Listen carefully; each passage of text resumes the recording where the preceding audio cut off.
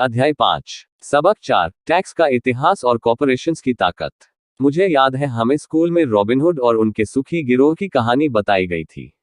मेरे school teacher का मानना था कि यह केविन कॉस्टर की तरह के एक रोमांटिक हीरो की अद्भुत कहानी है, जो अमीरों को लूटता था और गरीबों में बांट देता था। मेरे अमीर डैडी की नज़र में रॉबिनहुड हीरो नहीं था, वे उसे बदमाश मानते थे।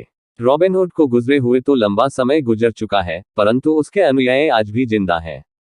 कितनी बार मैंने लोगों को यह कहते सुना है, इसके लिए अमीर लोग पैसे क्यों नहीं देते, या अमीरों को और ज्यादा टैक्स देना चाहिए और उसे गरीबों में बांट देना चाहिए। रॉबिनहुड का यह विचार कि अमीरों से लेकर गरीबों में बांट दिया जाए, गरीब और मध्य वर्ग के लोगों के लिए सर्वाधिक कष्ट का कारण है। इसी रॉबिनहुड आदर्श के कारण मध्य वर्ग पर टैक्स का इतना भारी बोझ लदा हुआ है। सच्चाई तो यह है कि अमीरों पर टैक्स लगता ही नहीं है। गरीबों की भलाई के लिए जो पैसा लगता है वह मध्य वर्ग से आता है, खासकर शिक्षित और ऊंची आमदनी वाले मध्य वर्ग से। टैक्स के बारे में पूरी तरह से समझने के लिए हमें इसकी ऐतिहासिक पृष्ठभूमि को समझने की जरूरत है। हमें टैक्स के इतिहास को जानने की जरूरत है। हालांकि मेरे पढ़े लिखे हैं कि इतिहास पर कमाल का ज्ञान रखते थे, परंतु मेरे अमीर डैडी टैक्स के इतिहास के विशेषज्ञ थे। अमीर डैडी ने माइक और मुझे यह समझाया कि इंग्लैंड और अमेरिका में पहले कोई टैक्स नहीं लगते थे। कभी कभार युद्ध का खर्च जुटाने के लिए कुछ समय के लिए टैक्स जरूर लगा करते थे। राजा या राष्ट्रपति मुंह से कह भर देता है और हर आदमी उसकी कही बात मानकर अपना सहयोग देता था। ब्रिटेन में 1799 से 1816 से बीच नेपोलियन से युद्ध के समय टैक्स लगाया गया था और अमेरिका में 1861 से 1865 के बीच हुए सिविल वॉर के खर्च को जुटाने के लिए टैक्स लगाया गया था। 1874 में इंग्लैंड ने इनकम टैक्स को अपने नागरिकों पर स्थायी रूप से लागू कर दिया। 1913 में संविधान के 16वें संशोधन के साथ अमेरिका में भी आयकर स्थायी रूप से लागू हो गया। एक समय था जब अमेरिकी लोग टैक्स विरोधी हुआ करते थे। चाय पर बहुत ज्यादा टैक्स लगने के कारण ही बोस्टन हार्बर पर प्रसिद्ध टी पार्टी की घटना हुई थी, जिससे क्रांतिकारी युद्ध को ताकत मिली थी। इंग्लैंड और अमेरिका दोनों को ही नियमित इनकम टैक्स के विचार को जनता के गले उतारने में लगभग 50 साल का समय लगा। इन ऐतिहासिक तिथियों से हमें यह पता नहीं चल पाता कि दोनों ही मामलों में टैक्स शुरू में केवल अमीरों पर लगाए गए थे। अमीर डैडी चाहते थे कि माइक और मैं इस बात को कभी नहीं भूले। उन्होंने स्पष्ट किया कि टैक्स का विचार लोकप्रिय बना और उसे ज्यादातर लोगों ने सिर्फ इसलिए माना क्योंकि उन्हें यह बताया गया कि टैक्स अमीरों को सजा देने का और मध्य वर्ग तथा गरीबों को मदद देने का साधन है। इसी कारण जनता ने टैक्स कानून के समर्थन में वोट दिए और यह वैधानिक बन गया। हालांकि इसका मकसद अमीरों को दंड देना है, परंतु दरअसल यह उन्हीं लोगों को दंड देता है जिन्होंने इसका समर्थन किया था, यानी गरीब लोग और मध्य वर्ग। एक बार सरकार ने पैसे का स्वाद चख लिया तो उसकी भूख बढ़ती गई। अमीर डैडी ने कहा, तुम्हारे डैडी और मैं पूरी तरह विरोध में हैं। वो एक सरकारी ब्यूरोक्रेट है और मैं एक पूंजीपति हूँ। हमें विपरीत व्यवहार के कारण पैसे मिलते हैं और हमारी सफलता अलग अलग मानदंडों पर तौली जाती है। उन्हें पैसा खर्च करने और लोगों को काम देने के लिए पैसे दिए जाते हैं।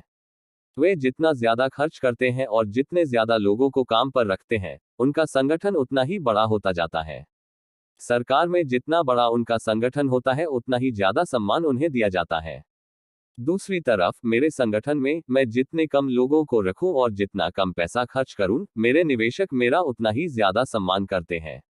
इसीलिए मैं सरकारी आदमियों को पसंद नहीं करता हूं। उनके लक्ष्य बिजनेस के ज्यादातर लोगों से हटकर होते हैं। जैसे जैसे सरकार के कर्मचारी बढ़ते हैं, उन्हें तनख्वाह देने के लिए उतने ही ज्यादा टैक्स की जरूरत होती है। मेरे पढ़े लिखे डैडी इस बात में भरोसा करते थे कि सरकार को लोगों की मदद करनी चाहिए। वे जॉन एफ कैनेडी से प्रेम करते थे और खासकर पीस कॉज के विचार से। वे इस विचार को इतना ज्यादा चाहते थे कि वे और मेरी माँ दोनों ही पीस कॉज के लिए काम करते थे और मलेशिया, थाईलैंड और फिलीपींस जाने वाले स्वयंसेवकों को प्रशिक्षित करते थे।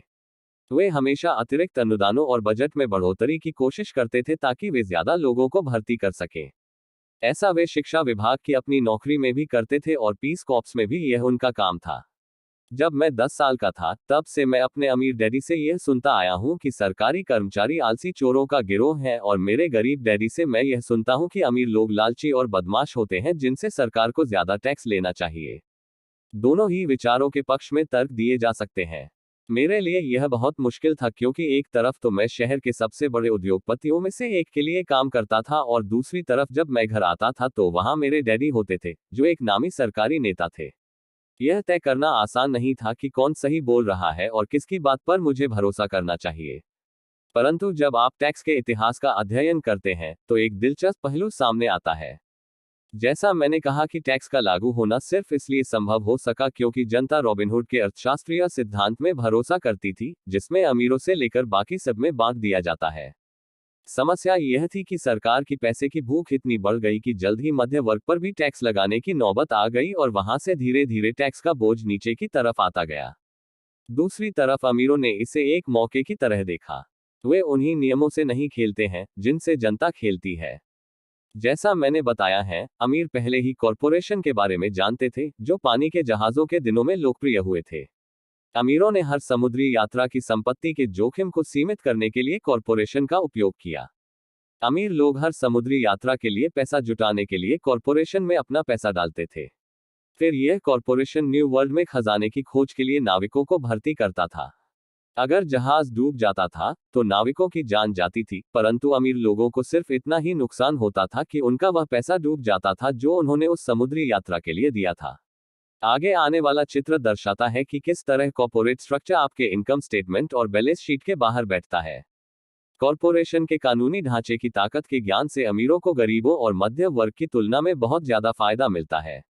मुझे दो डैडियों ने शिक्षा दी थी, जिनमें से एक समाजवादी थे और दूसरे पूंजीपति। मुझे जल्द ही यह महसूस हुआ कि पूंजीपति में पैसे की ज्यादा समझ है। मुझे ऐसा लगा कि पैसे की नासमझी के कारण समाजवादी आखिरकार खुद को ही सजा देते हैं। अमीरों से वसूलों का नारा लगाने वाली भीड़ चाहे जितना जोर लगा ले, अमीर लोग उनसे जीतने का रास्ता हमेशा ढूंढ निकालते हैं। इसी कारण टैक्स आखिरकार मध्य वर्ग पर लगे। अमीरों ने बुद्धिजीवियों को अपनी बुद्धि से हरा दिया, सिर्फ इस कारण क्योंकि वे पैसे की ताकत को जानते थे और यह विषय स्कूलों में नहीं पढ़ाया जाता। अमीर लोगों ने बुद्धिजीवियों को किस तरह हराया? एक बार अमीरों से वसूलों का कानून पारित हुआ तो सरकार की तिजोरी में पैसा आने लगा। पहले तो लोग इस बात से खुश हुए। यह पैसा सरकारी कर्मचारियों और अमीरों को दिया जाने लगा। सरकारी कर्मचारियों के पास यह पैसा नौकरियों और पेंशनों के रूप में गया। अमीरों के पास यह पैसा उनकी फैक्ट्रियों के जरिए मिले सरकारी कॉन्ट्रैक्ट से आया। सरकार के पास ढेर सारे पैसे थे, परंतु उस पैसे के मैनेजमेंट की समस्या थी, उसमें कोई रिसिकुलेशन नहीं था। दूसरे शब्दों में, सरकारी नीति में अगर आप एक सरकारी ब्यूरोक्रेट हैं तो आप पैसा बचाना पसंद नहीं करते। अगर आप अपने लिए आवंटित फंड को खर्च नहीं कर पाते हैं तो आपको अगले बजट में उतनी राशि नहीं मिलेगी और निश्चित रूप से आपको योग्य तो माना ही नहीं जाएगा। दूसरी तरफ बिजनेस में पैसे बचाने के लिए इनाम मिलता है और ऐसा करने पर आपको काबिल माना जाता है।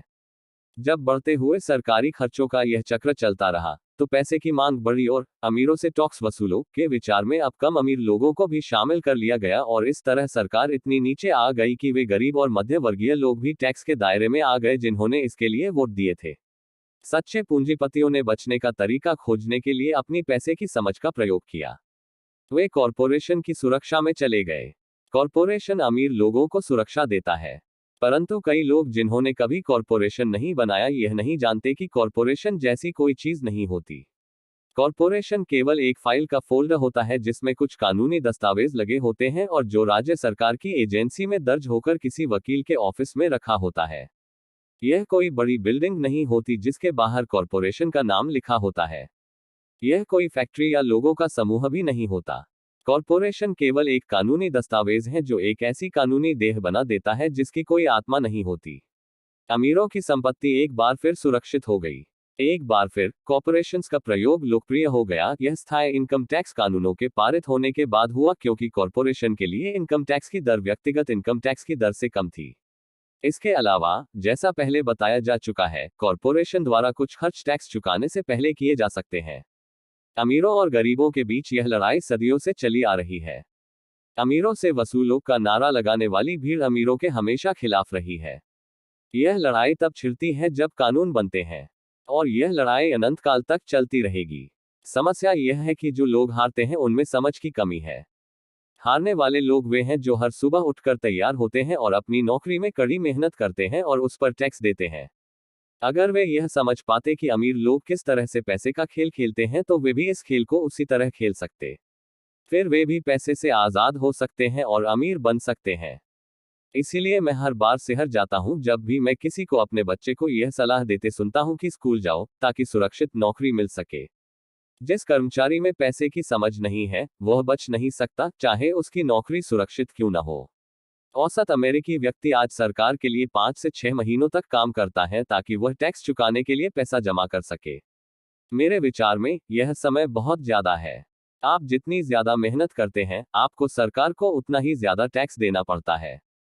इसीलिए मेरा मानना है कि अमीरों से वसूलो का नारा उन्हीं लोगों पर भारी पड़ गया है जिन्होंने इसके लिए वोट दिया था। हर बार लोग अमीरों को सजा देने की कोशिश करते हैं, अमीर लोग चुपचाप उसका पालन नहीं करते हैं बल्कि वे पलटकर वार करते हैं। उनके पास पैसा, ताकत और इरादा होता है जिनके दम पर वे चीजों को बदल सकते हैं। वे चुपचाप बैठकर स्वेच्छा से ज्यादा टैक्स नहीं चुकाते। वे ऐसे तरीके खोजते हैं जिनसे उन पर टैक्स का कम से कम बोझ पड़े। इसके लिए वे चतुर और स्मार्ट वकीलों तथा अकाउंटेंट्स की सेवाएं लेते हैं और राजनेताओं को मनाते हैं कि वे कानून बदले या कानूनी बचाव के रास्ते बनाएं। उनके पास परिवर्तन करवाने के लिए जरूरी संसाधन होते हैं। अमेरिका का टैक्स कानून भी टैक्स बचाने के लिए कई रास्ते प्रदान करता है। इनमें से ज्यादातर रास्ते हर एक के लिए खुले हैं, परंतु इनका फायदा सामान्य तौर पर अमीर लोग ही उठाते हैं क्योंकि वे इनकी खोज करते हैं और ऐसा इसलिए होता है क्योंकि वे अपने काम से काम रखते हैं। उदाहरण के तौर पर लोकप्रिय शब्द 1031 इंटरनल रेवेन्यू कोड के अनुच्छेद 1031 का संक्षिप्त रूप है, जिससे रियल एस्टेट बेचने वाले को टैक्स चुकाने में देरी करने का मौका मिलता है अगर वह ज्यादा महंगे रियल एस्टेट को खरीदता है और सौदेबाजी में फायदा नहीं लेता। रियल एस्टेट एक ऐसा पूंजी निवेश है जो इतना बड़ा टैक्स लाभ देता है। जब तक आप कम कीमत की प्रॉपर्टी बेचकर ऊंची कीमतों में बड़ी प्रॉपर्टी खरीदते रहते हैं, तो आपको तब तक टैक्स नहीं देना पड़ता जब तक कि आप उसे नकद ही न रखना चाहें। जो लोग कानून द्वारा दी गई इस टैक्स की छूटों का लाभ नहीं उठाते, वे अपने संपत्ति वाले कॉलम को बनाने का एक बहुत बड़ा मौका खो देते हैं। गरीबों और मध्य वर्ग के पास उतने संसाधन नहीं होते। वे चुपचाप बैठे रहते हैं और सरकार की सुइयों को अपनी बाह पर लगने देते हैं और ब्लड डोनेशन की इजाजत दे देते हैं। आज मैं ज्यादा टैक्स चुकाने वाले या कम छूट लेने वाले लोगों की संख्या से लगातार स्तब्ध होता रहता हूं, और वे ऐसा सिर्फ इसलिए करते हैं क्योंकि वे सरकार से डरते हैं। और मैं जानता हूं कि सरकारी टैक्स एजेंट कितना डरावना होता है। मेरे कुछ दोस्त हैं जिनके बिजनेस बंद हो गए हैं और इसके लिए सरकार दोषी थी। मुझे यह सब पता है। परंतु जनवरी से लेकर मई के पहले पखवाड़े तक सरकार के लिए काम करना एक बहुत बड़ी कीमत है जो हम टैक्स के डर के कारण चुकाते हैं। मेरे गरीब डैडी ने कभी पलटकर वार नहीं किया। मेरे अमीर डैडी ने भी ऐसा नहीं किया। उन्होंने केवल खेल को चतुरता से खेला और उन्होंने ऐसा कॉर्पोरेशंस के माध्यम से किया जो अमीरों का सबसे बड़ा रहस्य है। अमीर डैडी से मेरा पहला सीखा गया सबक आपको याद होगा। मैं 9 साल का बच्चा था और मुझे उनसे बात करने के लिए बहुत समय तक इंतजार करना पड़ा था। मैं अक्सर उनके ऑफिस में बैठकर उनका इंतजार करता था। वे जानबूझकर मुझे नजरअंदाज करते रहते थे।